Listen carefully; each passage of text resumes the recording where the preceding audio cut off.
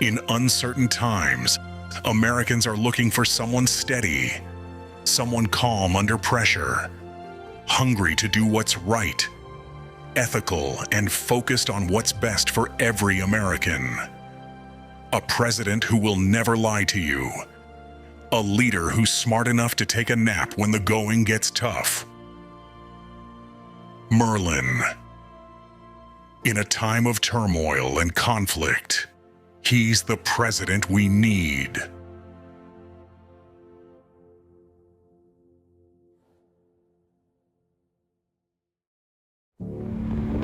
You're watching David McElroy TV.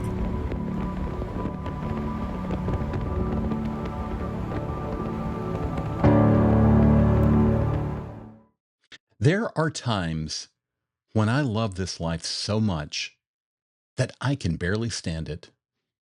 When I see this world and the life I live within it, in the context of nature and its reality, my heart has trouble expressing its joy. But when I see my life through the lens of my ego and my greed and my lust for more material things, I am miserable, no matter how much I have. After another long night of struggling to create things that matter to me, I found myself driving to get breakfast biscuits at 5 a.m. Thursday. I knew I should be in bed, but I was so excited about what I was feeling that I didn't want to go to sleep. As I drove the 5 minutes to the restaurant, I felt relaxed and joyful and happy. My heart was full, and I loved life. I prayed a prayer as I drove, thanking God for what I was feeling.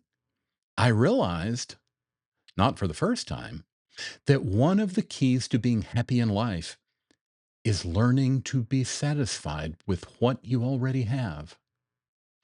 I'm miserable when I constantly believe that I need something material added to my life.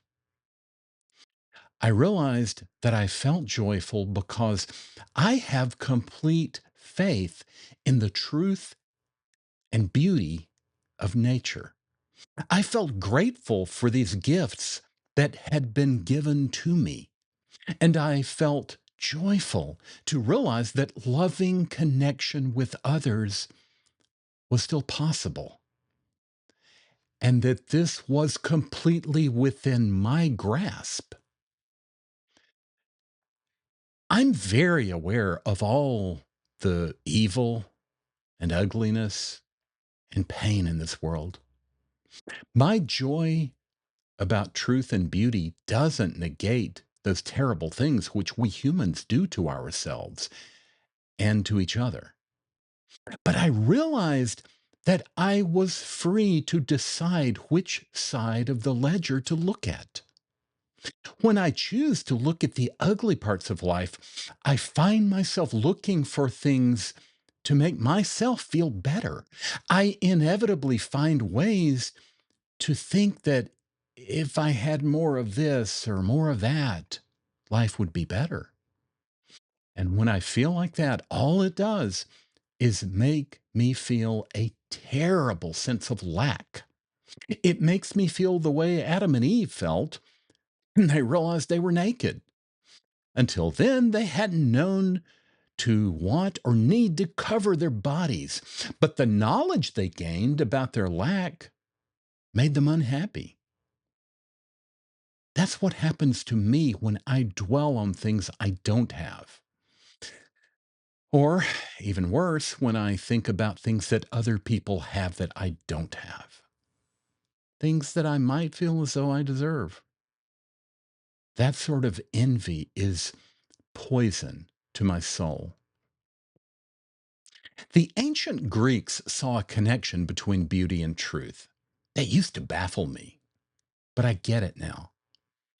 The truth of the reality of this world is beautiful. It's majestic, it's glorious. Even pain and death and decay serve their purposes within the context of a beautiful and honest system of reality. When we live in accord with the truth of reality, we can experience beauty and harmony.